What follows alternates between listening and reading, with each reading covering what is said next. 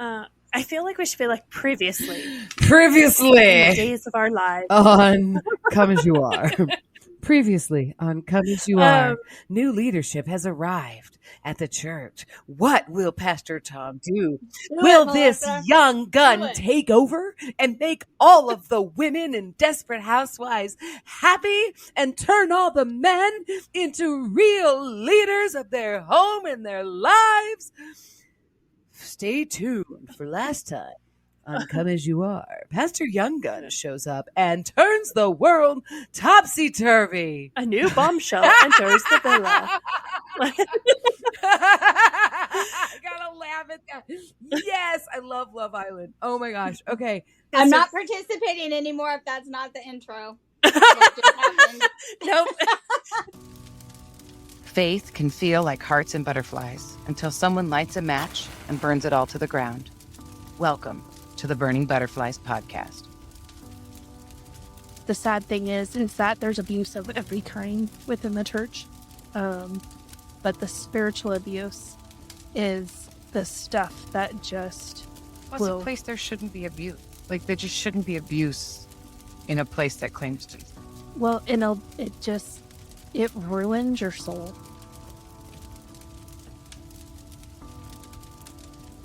If you're new here, we suggest listening to our prologue episode first.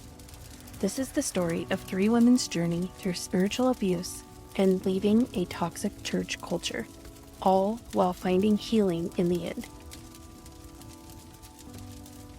Sometimes it's just the facts, and if you get offended by it, that's a you issue. And if we can't be mature enough to have these conversations, even if some of the topics are difficult, then shame on us.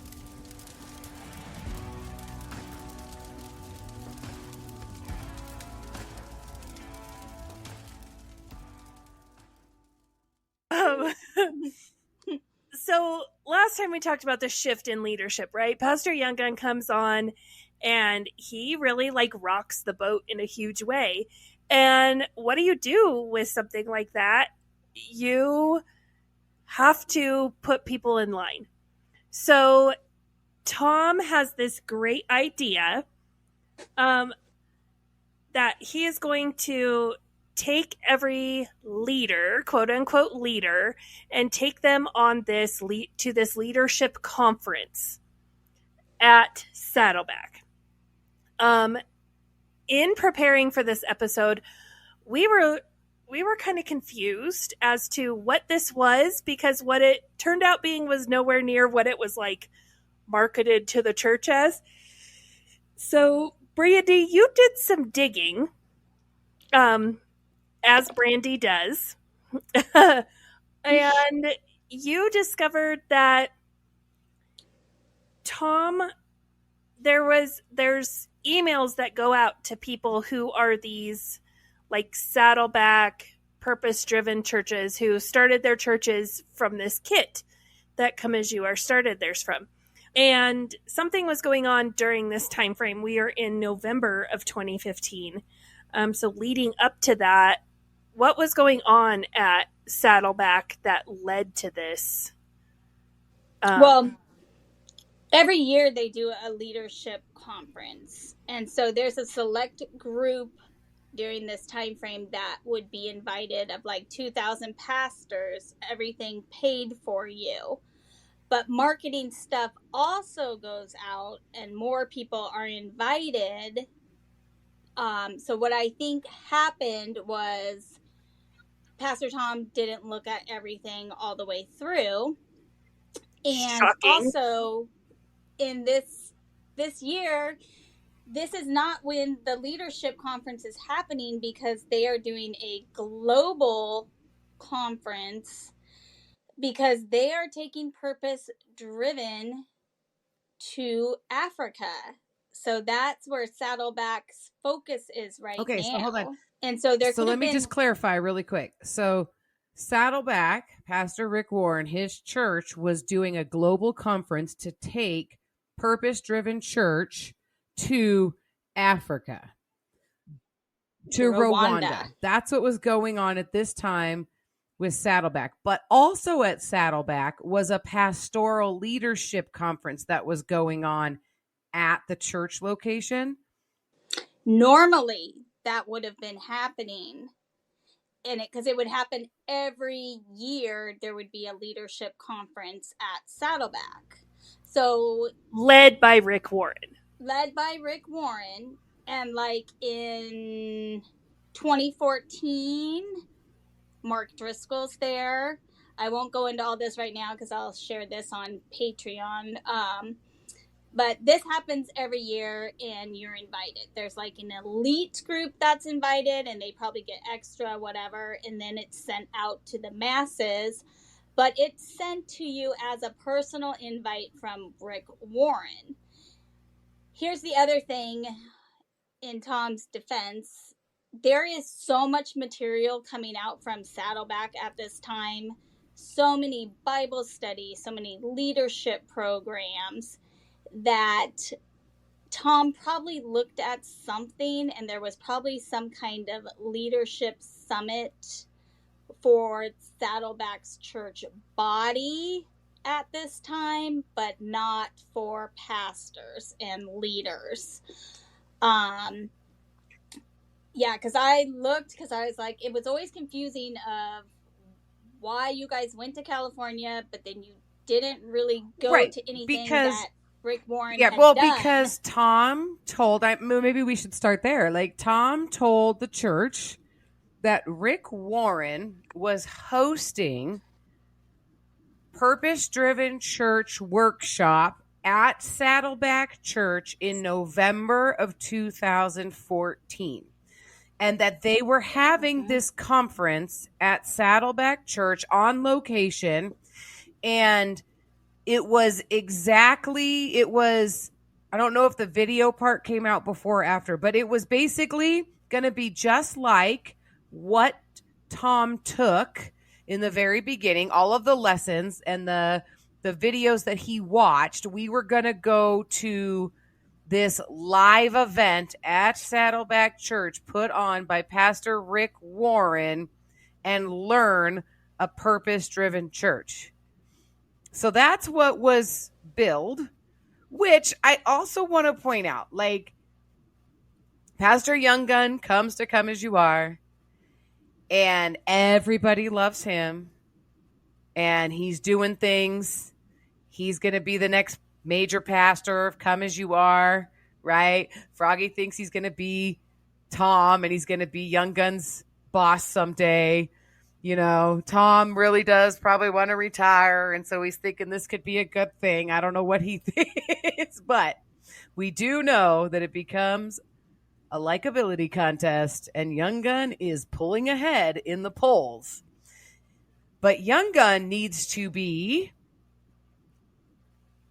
engulfed in the purpose-driven it's great that you went to seminary, but you specifically have to go and learn about being a purpose-driven church. I think that was the motivation, and I'm going to take 12 other people along with you. Yeah, well, because he has to drink the Kool-Aid.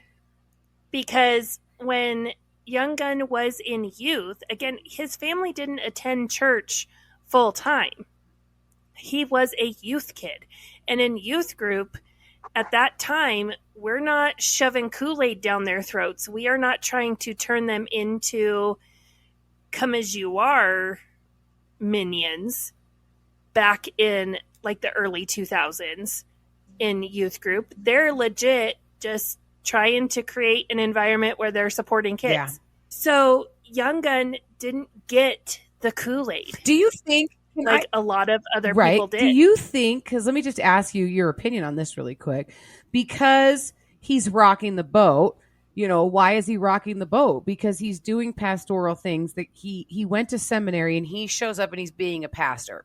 Do you think that he's functioning as an actual real pastor? Like you have so on one end you have Tom who has like a mail order pastor certificate essentially. I mean, he didn't go to seminary.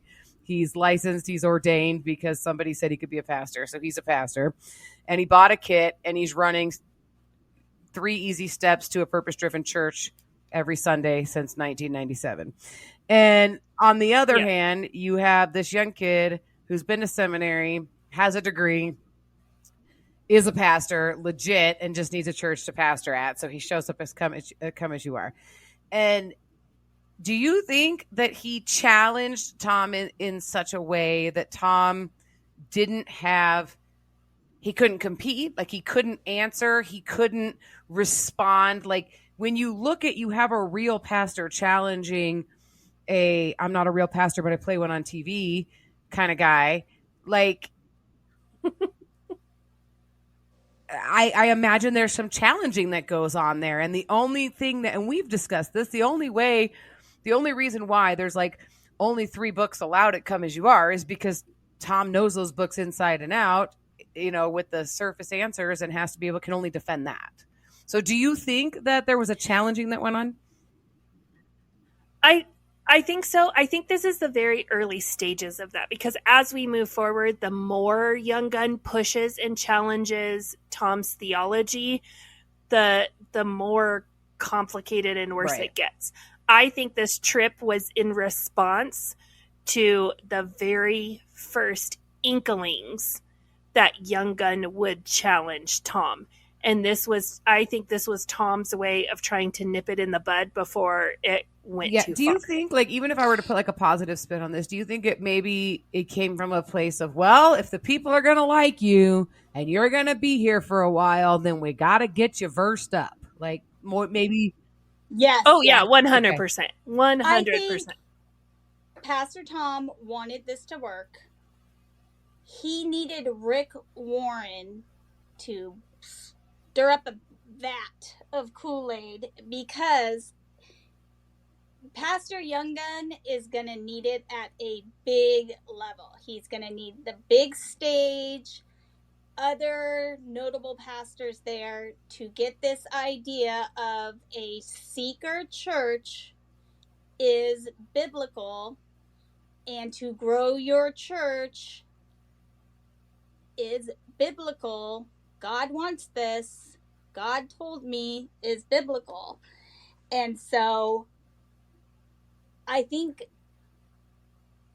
Tom probably just looked at the paperwork wrong, honestly, because this is when Rick Warren starts. He's working on finishing the task, which begins December 2nd of 2015. Rick Warren retires in 2022, and now he has a foundation called Finishing the Task. He goes to the Senate this year. He's worried about reaching the last 3,000 people that don't have a Bible, and he meets with Pope Francis. So Rick Warren is not even in the building. So Pastor Tom, whatever led him to believe that there was a Rick Warren conference for Purpose-Driven Church at Saddleback, November of 2015, he obviously got it wrong, because that conference never existed. Right. But in 2016, it does. So, like, it's a yearly thing. So I'm sure he kind of knows it's coming. He probably watches it in his office while it's happening. Wonder if he got stuff for the 2016 one and thought it was in 2015. He could have. Because probably, because had to. Tom is notorious for, I'm going to read the first sentence and then I'm going to form my opinion on what I think the rest of it says. He does the same thing if you're talking to him in person. I mean, we would coach people, like, if you're going to go and talk to Tom, logically, you start at the beginning and you tell your story to, like, reach the end of it. You have to start at the end of it with Tom and then backtrack to the beginning and explain yourself. Because he just hears the first sentence out of your mouth and makes his decision. So probably what happened was in 2015, there is a conference. Rick Warren is not there. He is in Rwanda. So there's a bunch of things going on at Saddleback that Pastor Tom could have thought was happening. 100%. And so in all of the research and the conversations we've had, what we assume happened is Tom gets all of this information for this thing that happens in 2015. He's also getting hype for the New Hope for Your Church conference, which is what Rick Warren is going to be doing, like training up new generations of leaders, exactly what Tom is looking for. That doesn't happen until the next year. So Tom confuses the two, and Tom thinks he is sending his whole little group to California for this big conference that is essentially the same thing that he went to in 1997, that he got so excited about. He bought the kit, and this is going to indoctrinate his fresh batch of leaders. The problem is that's not what it is. So Tom, on the church's dime, pays for flights, pays for accommodations for all of these people. We're going to go out and we are going to go to this conference. Then it's pretty close to go time, and everyone's assuming you're going to go and you're going to listen to Rick Warren. And then all of a sudden, everyone who is left at home, we all assume that's what y'all were doing. Okay, but hold on a second, because everybody knows we're going to this conference. Last minute, we were told the conference was canceled and that we need to either not go or something has to happen. There's a huge scramble to take care of this, because the word that was put out to the church in the beginning is we're going to a Rick Warren conference at Saddleback Church. The Rick Warren conference has been canceled, so we can no longer go to this Rick Warren conference because it is canceled. So everybody scrambles and has to make a decision. Are we going? Are we not going? Well, there's already flights purchased. Like, this is a big deal. Like, for this conference to have been canceled, this puts us in a very bad position as a church. Like, what are we going to do? And we're stuck holding the bag with all these airline tickets and accommodations and things like that. So Tom comes up with a wonderful idea that instead of going to where Saddleback Church is located, which is quite inland from the ocean, we're going to rent an Airbnb, and Tom is going to bring his 3 easy steps to start a purpose-driven church kit. He goes and he dusts the box off wherever he was storing it, grabs the box, puts it in his carry-on. Damn office closet. Puts it in his carry-on and flies it to California. And this is, we're going to do the conference ourselves. Like, that is like the timeline of this. We're going to a conference. Oops, we're not going to a conference because the conference canceled, but we're going to put on our own conference. And since for some reason, I think it came down to, like, we already had the flights and we weren't going to get that money back, that it made sense for us to go to California instead of doing the conference at our church. Because if I remember correctly, they talked about doing the conference at Come As You Are. Like, well, we might as well just stay here and watch the videos. But we couldn't get that. I don't think he could get the airline fee refunded. But see, because Justin went and the woman who led Children's went, and I was like, what the hell do you mean you sat in a beach house and you watched the video? You didn't even go to a conference? So if that conversation was had, it wasn't had with everyone who went on that trip.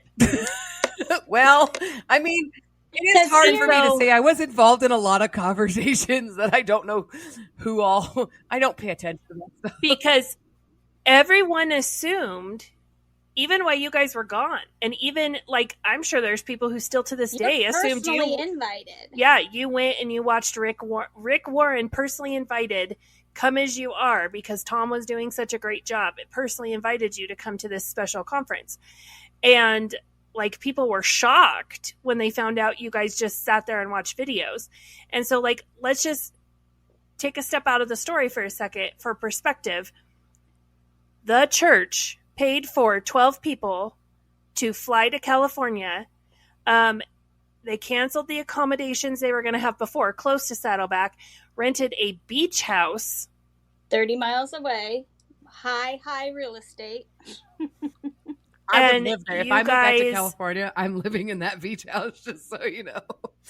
Actually, but one I'm in front saying, of it, not that Lake one. Forest. Lake Forest Airbnb is a big price difference. Yeah, we weren't even by the Lake Forest campus. So you grew up by the No, so the conference was at the original campus out in, I don't know what you call that, Brandy. They were in Laguna, and then they were in Lake Forest. Well, we went to a totally different, like out in Corona. We went to the one way.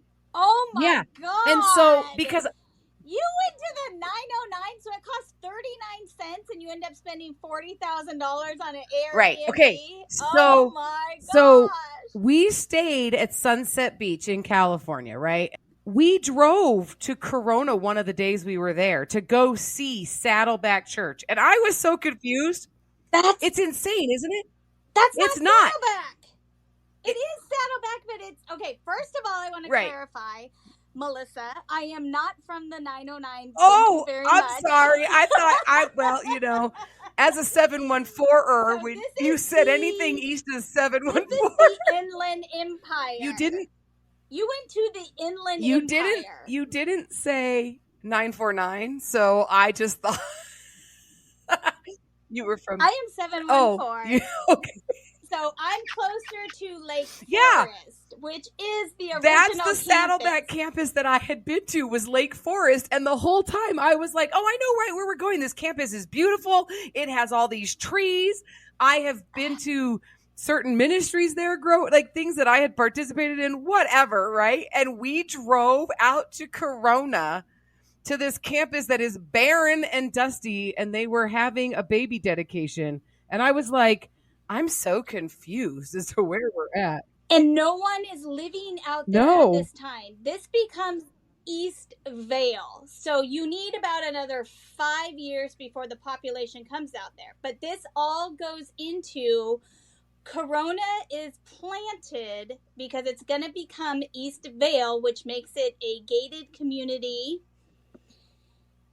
But what's funny about this is Rick Warren only preaches out there in 2015 in February one time. It's a satellite campus. They don't have their own pastoral team. They are watching Rick Warren preach on Sundays in their sanctuary on a big screen. Yeah. So this is par for the course for Come As You Are. Quite frankly, this is right on the money for how we do things. We are going to fly out to California. We're going to fly into Orange County. So we flew into John Wayne Airport. But here's the thing though, this is the address that Tom had where this conference that he thought was happening was going to happen. And it was a huge, beautiful campus. Don't get me wrong. And like Brandy said, back then, there really wasn't anybody out there. That is all filled in now. But Rick Warren was smart to be like, I'm going to put a campus way out here and watch the community come to me. So we flew in, to John Wayne Airport, and we went and stayed at a beach house at Sunset Beach. Right. So just to clarify, because we've had some confusion, their son commits suicide in 2013. Rick Warren. 2014, not a whole lot happens with Rick Warren and Kay, doing conferences and things. The machine keeps running. 2015, they bounce back. Rick Warren is now going to finish the task. So that is his main focus, and that is now his retirement in 2022. And right now in 2024, it is a huge nonprofit. In October, Kay Warren does the mental health conference. And in December, Rick Warren does finishing the task. And in February so before this, before you guys even get there, months before, Rick Warren preaches in Corona. Once. Yeah. That year. So on point, on par. This is exactly how Come As You Are runs. And this is important because you will see how it is so confusing for the three of us that were highly involved in everything, that it's always a cluster. No, right. Yeah, exactly. There was a conference. There wasn't a conference. Turns out there was never a conference. You know, the location that the conference was supposedly at isn't even like. And so, yes, Brandy, you're right. It's a cluster. But also, who got chosen to go? It's a cluster. It's weird. Because it is touted as Tom is taking the new generation of leaders to this conference. I'm not going to lie. I was legitimately hurt that I was not chosen to go, but I quickly got over that because it was, well, you have young children, and we knew it would be hard for you guys to find someone to take your kids for a whole week. And so we need someone to go. So it makes more sense that the husband go, right? Because Justin is all in. And never mind the fact that we had gone on trips with the youth and stuff like that. And like, my family is very supportive, and good Lord, my granny would have driven down, and her and my mom would have had it taken care of, no problem whatsoever. But what's also funny is Melissa's kids are the same age, but Melissa has 5 of them. Right. Yeah, but it was weird that I went. So, I mean, we should go down the list and just. So let's just look at who went. So, Tom and Charlotte go. Pastor Younggun, obviously, because he needs to drink the Kool-Aid. Pastor Old Reliable goes because, I mean, he's a pastor, so you have to take the whole pastoral team to a leadership conference. We got that. That makes sense. Yep. So Justin goes. Melissa, you go, but Froggy does not. So, okay. So it was very forced that I went. I will say that I did force myself into this. It wasn't a far stretch that I would go, though. So, I mean, that's why I did end up going. But during this time, like, Froggy goes to church on Sunday. He doesn't participate in any other way. But during this time, because he has, the situation at work that has allowed him to step up and showcase his talents and his skills and what he's able and capable to do, he is like, this is motivation for him at work, like to keep moving in this direction. So during this whole year of 2015, Froggy is excelling, and he's really being this amazing guy at work. And then Pastor Younggun comes in the beginning of 2015, and he really comes alongside of Froggy, and he's encouraging him, like he did all men, to step into their spot and into their opportunity and be the man that God has called them to be.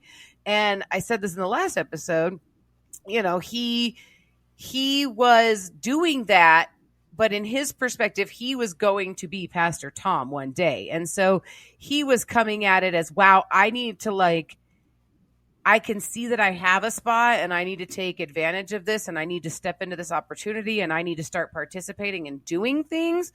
But he was coming at it from I'm going to be Pastor Younggun's boss someday. And so he was helping me with children's worship at this time. I was in a very interesting place at the worship team during this time of where another couple who ended up going on the California trip, which we can talk about next, they were given the honor of being the worship team leaders. The husband was. He was the worship team leader, and he was in charge of the worship team musically. But at this time, I was doing all of the admin work and the scheduling. So basically, I was kind of like his assistant on the worship team, but I was You were the Amanda of the worship I was the Amanda team. of the worship team. I was doing all of that. And this guy and his wife were leading together. And his wife is very much a musician and very talented and stuff. And her and I were like leading together, and then we would bring stuff to her husband, and then he could make it official because he was really the one in charge. And so essentially the three of us are the worship team leaders. And so since they were invited, it was only natural that I would also be invited, because I really was, I hate to say I was a bully, but I was a bully. I was very much like, given my, you put your foot in the door, I had the crack in the door, and I was forcing my way in to be in charge. And I was not doing it in like a passive, soft-spoken, kind of way. I really was forcing my way to be a leader of the worship team. It's what I wanted. I had my eyes set on it. And so when the quote unquote leaders of the worship team were invited to go as church leadership, and I was involved in like children's worship, regular worship, Thursday worship. I was the Thursday night worship leader. And then I would rotate through the Sunday team while also leading children's worship. And then Froggy would, I kid you not, this was his participation level, I would plan with Brandy the theme for children's worship, and we would plan it all out. And I had a guitarist, and him and I would plan all of the music, and we would have a verse of the week or a verse of the month. And Froggy would come on Sunday morning and talk about the verse for 5 to 10 minutes and be done. That was his participation. And so I do remember, I don't remember all the exact details, but I do remember it was a really big deal that I went and he didn't within our home dynamic. But he was convinced and manipulated that it was okay that he didn't go. Well, I feel like it was kind of like me. Like, it was okay that I didn't go because someone had to stay home and watch the kids. I remember asking why Froggy wasn't going if you were going. And it was, well, he has to work, and work is very important. And keep in mind for our listeners that, this is, about 6 months after the young couple dies, and you guys are working for their family. And so, they're still reeling from that. And he was, trying to pick up the pieces from that. And he was helping in those ways. And so, it made sense. Like, was it fair? No. But like when you was it fair? Yes, logically it was in the fair, moment, because he shouldn't have gone, and I should have gone. Well, no, he should not have. That's Did so he like think it was fair? I mean, no, but he was convinced because he had to stay and hold down the fort at work and hold down the fort at home. Like, this was his responsibility, was to stay home. But I do remember it being very manipulative, and I do remember there being a lot of tension and issues around it. Yeah. So the couple who is leading worship, they go. We are going to call them Corey and Topanga. They are like the Partridge We are going to go over. They are like the Partridge Family. Like, their whole family is musical. If you want to know why we're calling people what we're calling them, we are going to go into all of that over on our Patreon. That episode is up right now for you. But head over there, and we're going to give explanations as to why we named all these people what we're naming them. But the worship couple, they are Corey and Topanga. They go. There is the lead of children's ministry. She goes, and I think she gets to go because it's a power move. Again, like we talked in the last episode, she's been given authority over ministries, and they are in the transition time of where Pastor Younggun has come in, and so Pastor Younggun is technically overseeing children's and youth, but it hasn't really been like said officially yet. I think there's been talks about it, but he's newly licensed. And so on paper, she is the one leading everything, and he, knowing that, eventually that shift will happen to where he is the lead of it. So it makes sense that she gets asked to go. Then we kind of get into these people. If you're saying, I'm going to take leaders in the church and we're going to go to a leadership conference, some of these people, it doesn't really make sense as to why they get right. to It go. only makes sense in a servant leadership system where you've overly convinced people that they are leaders if they are servants, because servants are leaders. Even then it doesn't even make sense. Yeah, trying. It doesn't even make sense. I was trying. I really was. We've talked about this family that you worked for. The mom, we're going to refer to her, the mom of the family that you guys worked for. We're going to refer to her as Come As You Are's Beth Moore. That is going to be her name moving forward. Because like that is what she was. Like Brandy talked about in the episode of Women's Retreat, that this woman really like had this, like she was a great speaker and she was a leader in her own right. She was a badass, and she's a baddie. She should have gone. Yeah, she should have been invited to go. But she wasn't. But her teenage daughter is invited, because that's a power move too. But we'll get to that. So her daughter gets invited, like you said, Brandy, as a power move. But her daughter ended up not going. But her daughter was invited, which is a very vital piece. Yes, her daughter was invited to go. And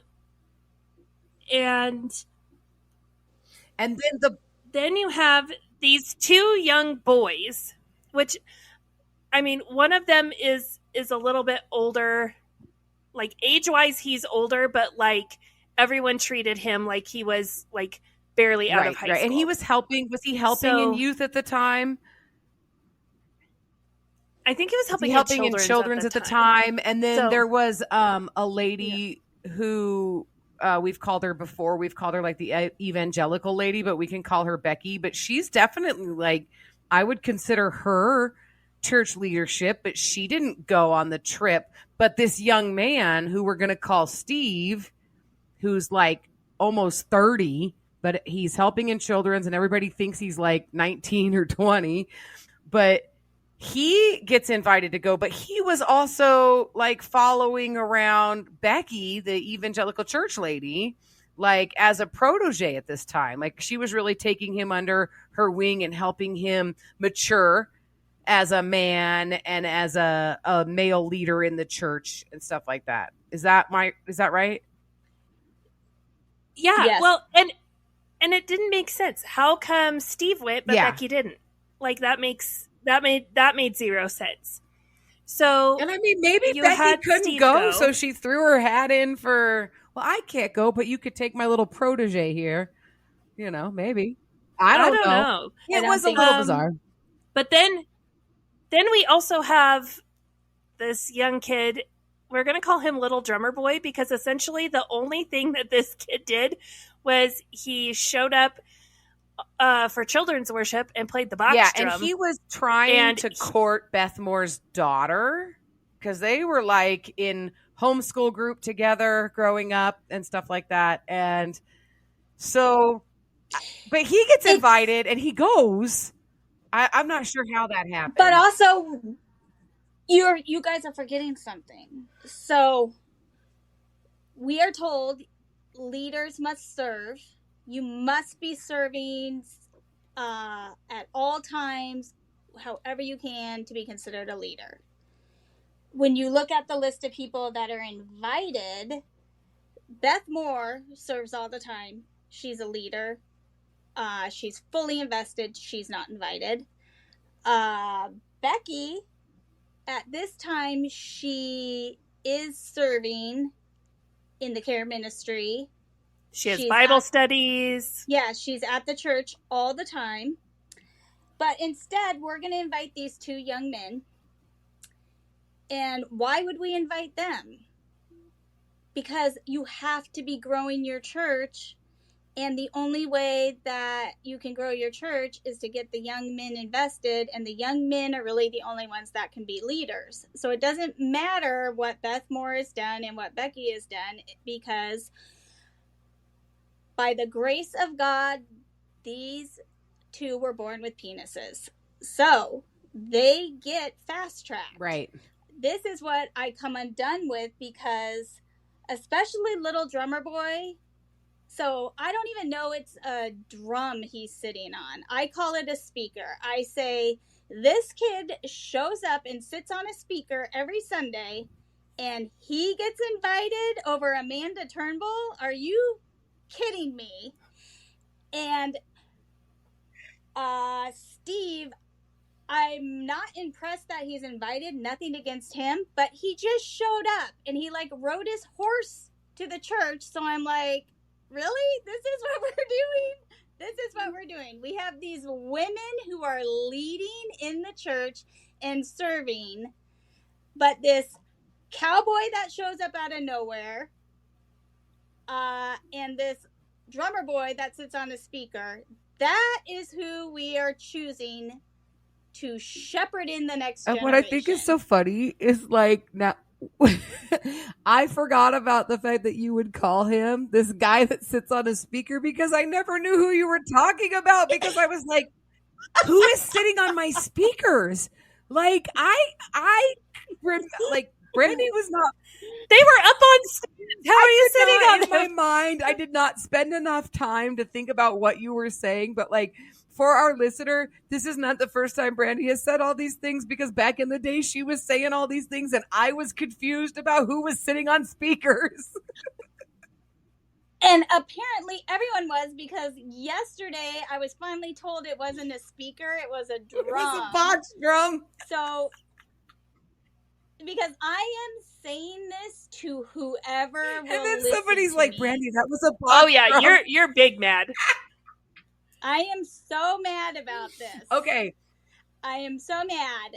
I'm Steve, I can see, because Becky's mentoring him. He wants to be part of it. He's serving. I'll go along with him. Nobody understands. Little drummer boy on the speaker. Nobody understands that one. No one understands what I'm talking about, apparently. I can get behind the, like, they're men and we got to raise up the next generation of men, right? Right. I can get behind that logic. We've got the pastoral team, but we've got worship team. From here on, representation. Yes, but from here on out, the people who are invited make no flipping sense. Right. So we've got. Well, hold on. Wait a minute. No. Because this was said during this time.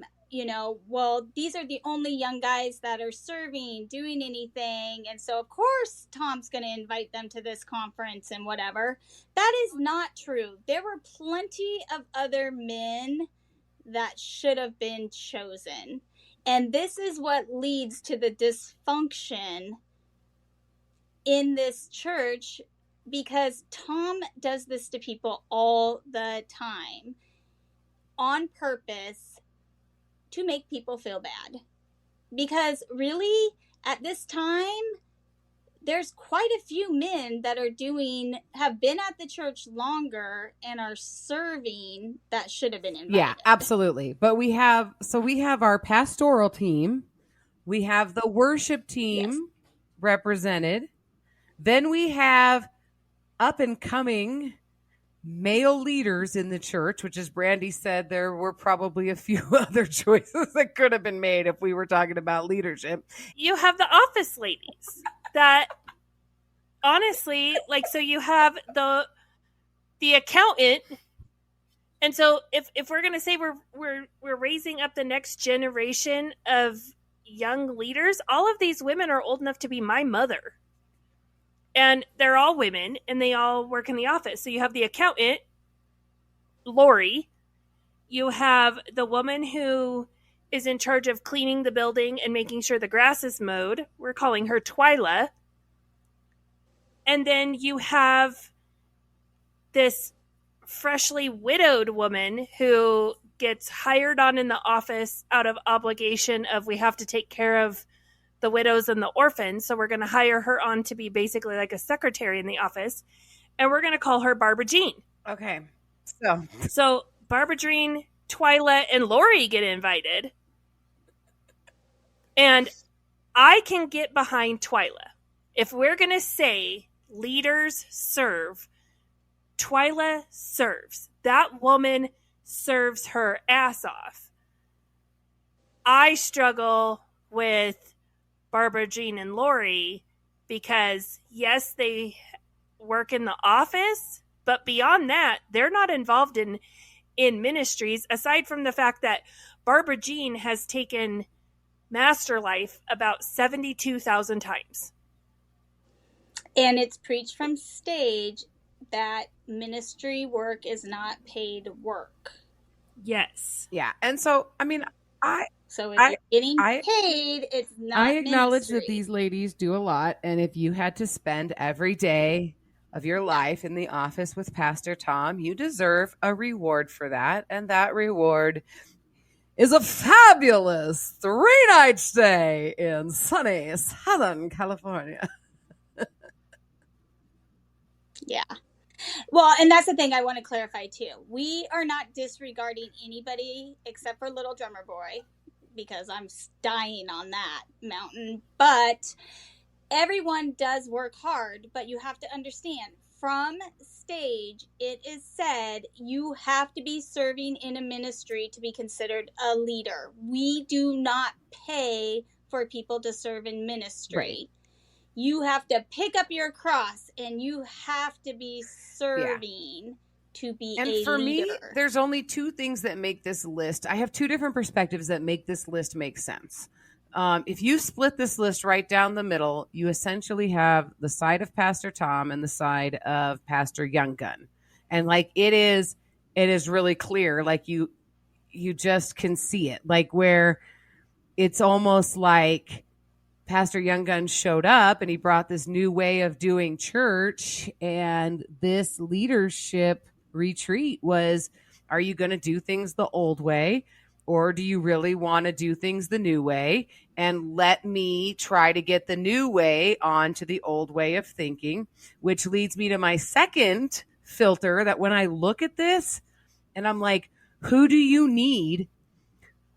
Who do you need? I might not have, now that I'm going to say this, I might not have had to fought so hard to go on this trip, because who do you need to pour the Kool-Aid? You know, who answers the phone? You need that person to pour the Kool-Aid. I need you to understand the big picture. I need everybody to get on the page of Purpose-Driven Church, and I need everybody that's coming into core positions of contact with people. The lady with the microphone to the kids, the lady with the microphone to the church on Sunday, the lady with the microphone to the church on Thursday, the worship team, all of the quote unquote, who's people going to call for? They want to talk to a pastor. All the quote unquote pastors, they have to be there. The ladies who answer the phone, the lady who is so pivotal in the office that everybody goes to her because she's gatekeeping. She has to go. That's what those ladies are doing there. Like, if you look at it from a pouring Kool-Aid perspective, that's the conspiracy I'm going to go with. Well, and I agree, because not that I would have ever thought I would be invited, but Amanda is serving vats of Kool-Aid and I'm standing right next to her saying, let me give you a little more. So we don't need to be conditioned. We are all in, ready to continue this the way it's been going. See, and my argument is that those three women, they are OG women. They are there from the beginning of Come As You Are. They have drank the Kool-Aid. That's why they are working in the office, because they're convinced they're equipped for nothing else. And my argument also is that none of them are answering the phone. We have old grandma sitting and answering the phone. This woman sits there and all she does is answer the phone, forward it, and eat fried chicken. So let me ask you this. But she doesn't put okay. Let me ask you this, and maybe not, like I said, maybe not answering the phone, but I mean, everybody goes to them. But let me ask you this then, because that is an interesting perspective. So what do you do? Here's the thing. If you want to know a ship is sinking, just watch for the rats to come flying off. So when a rat knows the ship's sinking, what's the rat going to do? So how do you reignite the people who've been there with you all this time in the face of something new and shiny? How do you reignite them to your side? You take them on a all expenses paid trip to sunny Southern California. It's MLM. You sold Kool-Aid all year long. You are our top sales force. You've recruited the most people. You get the diamond prize.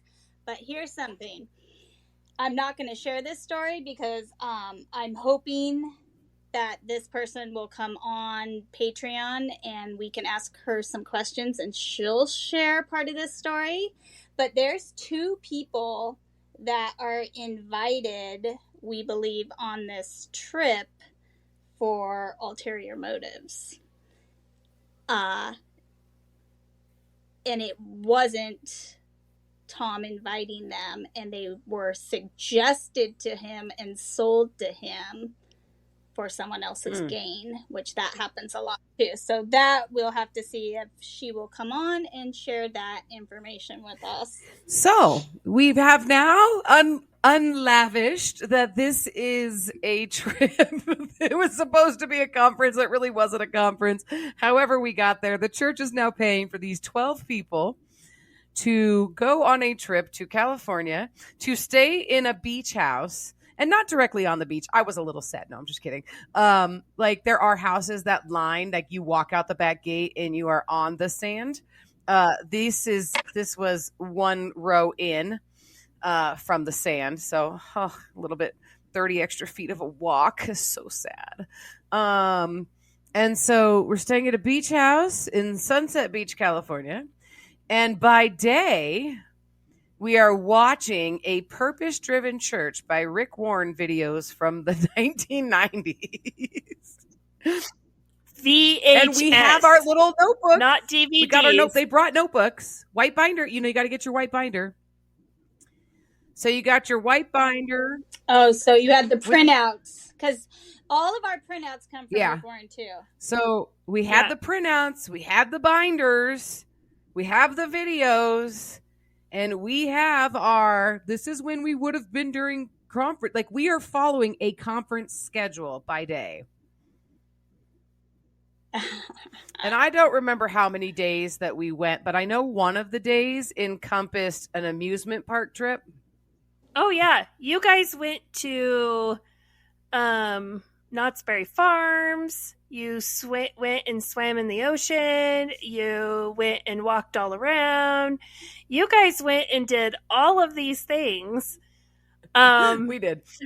Which I find absolutely hilarious because later on down the road, Brandy and I will go on a trip with Tom, a church trip, and there is no time for any of that foolishness. It's all conference. Like, we are there for... Yeah. Yep. We fly out at like freaking 4 a.m. and the day the conference ends, we get in the car and we go to the airport and we go straight home. So we got there, we check in, we're at this beach house. Like I said, we've got, whatever. It's even if it's like, it might've been, I don't know if it was 4 hours. I don't know how many hours of video it was a day, but I do know I had lunch a few times at a little beachside restaurant. We had dinner, Huntington Beach, nightlife. That was fun. We walked out on the pier one night, and then they did do a trip to Knott's Berry Farm. I did not go because I actually worked at Knott's Berry Farm as a teenager, and I was like, I used to be an annual pass holder to Knott's Berry Farm. I'm good. So I have a friend that I went and visited. I was like, I'm going to take the day since you guys are going. I mean, we're not learning. This isn't the leadership conference part. So I'm going to go see my mom, see my BFF. I ended up going to a Kings game up in LA and then back to the beach house. So I went and had a day while they all had a day at like Knott's Berry Farm. So you guys get to go and you get to do fun things in between watching. And I feel like that was like, I mean, in all honesty, that was probably a fairly fair trade-off of having to sit and watch 1997 VHS tapes.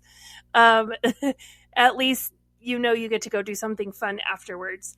But so the conference stuff, like, did you guys discuss, like, how are we going to implement this into the church when we get back? Was there any sort of that type of discussion as you guys were watching? Yeah.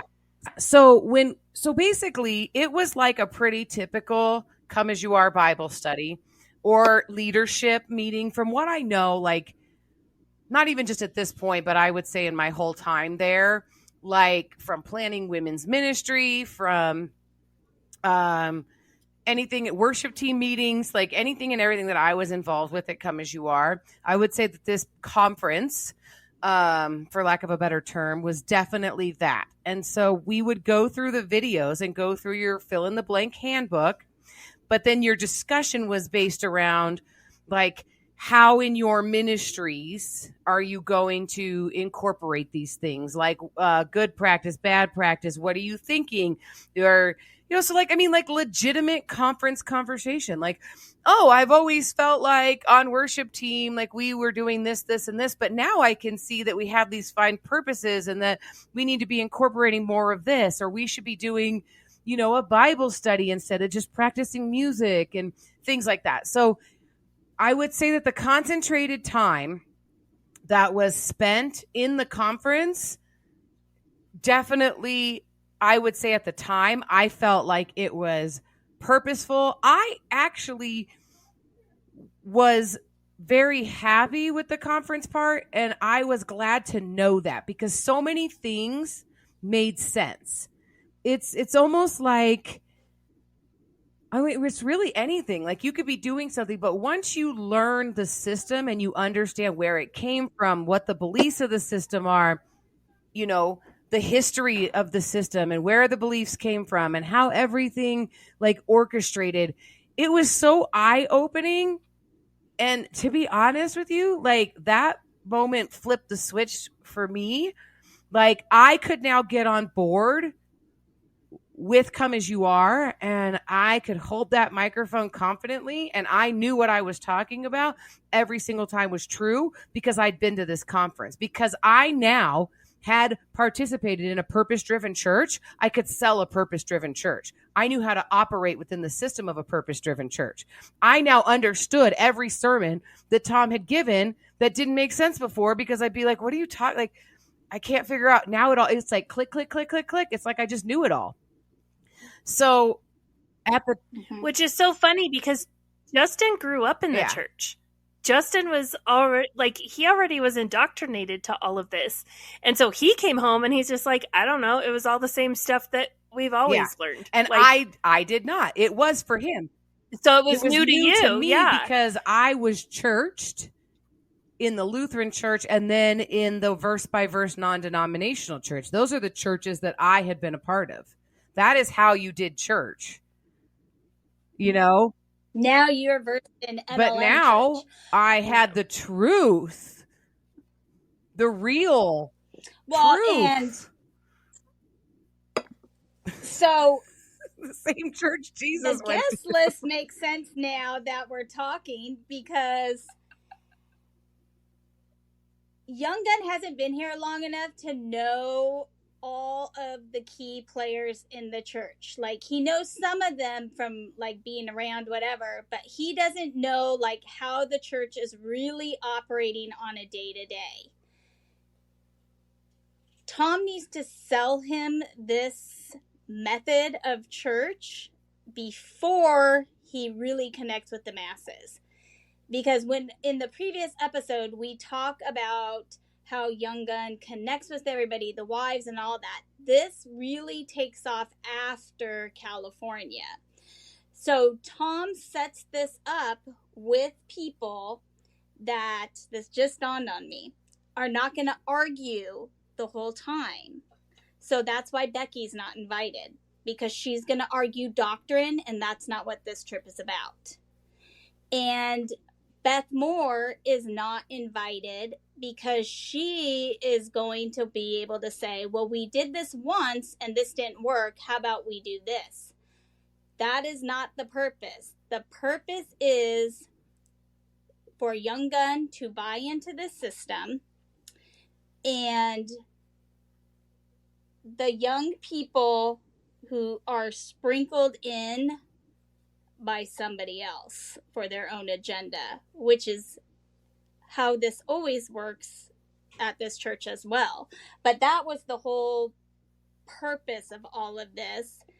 And now it makes sense. That's why Amanda can't go either, because she's going to be able to say, well, okay, yeah, but when we did this, we had to do this and this didn't work. And he doesn't want to hear any of that. He just wants to teach Shane.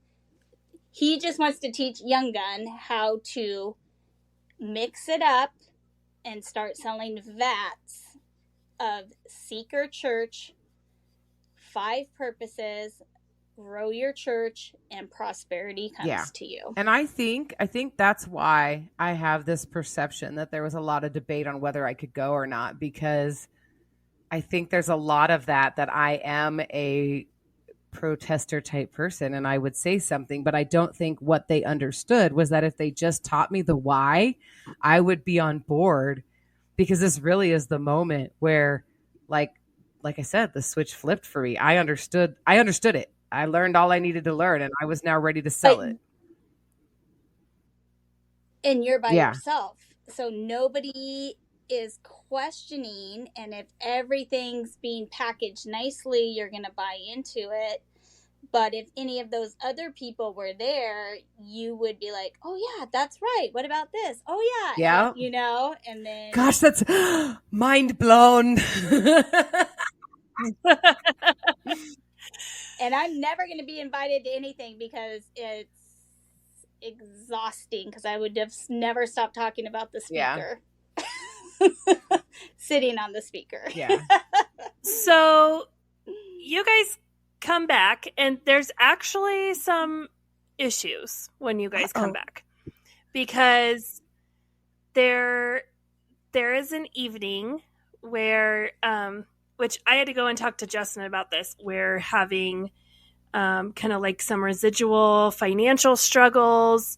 Our kids are in school full time, so we're arguing over, he feels like I need to get a full-time job. I'm like, I can't, because I have this ministry and this is what God has called me to. And so I'm not submitting to him as my husband, and he's, if we're going to live this biblical life, I should be submitting to him. But then I also have this pull of like, but I should be serving to the death, and this is what I should be doing. So there's a lot of conflict there, right? And so, like we talked about in our last episode, Young Gun is really trying to help these couples navigate through these struggles, right? And so they're going to go and they're going to have a conversation. They're going to have a drink, and they're going to talk about these struggles. The woman who leads children's ministry, Justin's like, she kind of invited herself to go downstairs and have drinks. Young Gun he's Young Gun. And so he is excited and he's ready to have a conversation with anyone. And so he kind of wanders off and goes and has a conversation with someone else, not realizing that Justin's wanting to have a very serious conversation. And the woman leading children's, being my friend, knows that we're struggling. And so they sit and they have a conversation. It is brought up that Charlotte is not happy because the two of them are sitting and having a conversation. And Charlotte approaches me when they come back that, she was very upset that this happened. And, given past instances and things like that, she just wanted to make sure that I knew that she was not happy with it. And so being there at a restaurant that has a bar in it. And it's basically like being at a work event. Yeah, and exactly. The only reason something is said to Amanda is to stir the pot. No, like I said, knowing you're dealing with knowing what I know now, but back then I didn't know any of this, and I was there. I thought it was just an issue that they went to quote unquote a bar, and as Christians, we can't be going and hanging out at a bar. The moment I found out prior to this podcast that it was because Justin and the children's ministry leader had a conversation while socializing at this restaurant that had a bar, pieces like clicked, right? I was like, oh, well that's weird. But that's not even but the then real when issue. no, I know. But then when I found out that it was being used because, well, once somebody does something, they're always that person, and it's becoming a ploy. I was like, okay, well, now that's even more ridiculous, because the truth of the matter is really nothing happened. Well, but let's clarify something. Charlotte is the one who decides ultimately what is appropriate and and to what's be a leader. Not even that. Who's going to be a leader and who isn't going to be a leader. Charlotte decides that. Justin is not going to be a leader as long as Charlotte is around. Nothing that he has done is the reason for this. It's because he's 15 years old to her, but she will use anything against him that she can. And she doesn't really like the lead of children's. Oh, no, not at all. So she has to take everything she can to discredit and sprinkle it to Tom so that Tom thinks it's his idea to not allow people to do and let's be clear, she doesn't like, because you'll see this with you'll see this with Charlotte and Justin as time goes on over petty things. Well, and she doesn't like the lead of children's because Tom really likes the lead of children's, so she does not like the lead of children's.